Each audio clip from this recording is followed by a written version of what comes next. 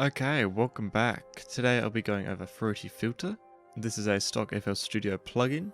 It's got 5 knobs and a couple different toggles or switches over here, and you've got a couple presets you can choose from. So going over all of these knobs, the cutoff frequency is like the hertz or whatever that the filter will cut off.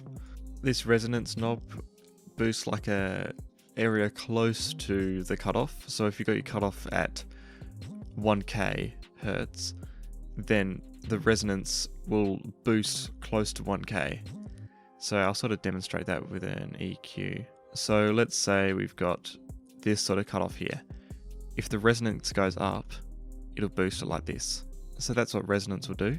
Low pass is how much low pass is mixed into the final output. So low pass will leave low frequencies.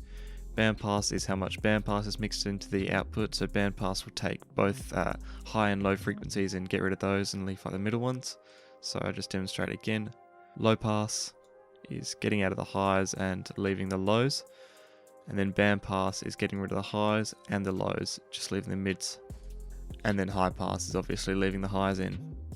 This 2x sometimes improves the quality of the audio coming out, and center will remove DC offset.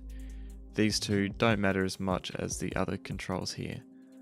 Really, that's about it. It's a pretty simple plugin if you want some more like full-on filtering effects. Fruity Love Filter is the place to go in stock plugins, but this will get the job done with some pretty nice presets just for like the sort of sounds.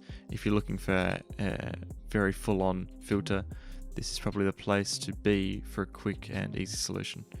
Thank you for watching. Hope you learned something. Hope you enjoyed. Make sure to like, subscribe, and I'll catch you later.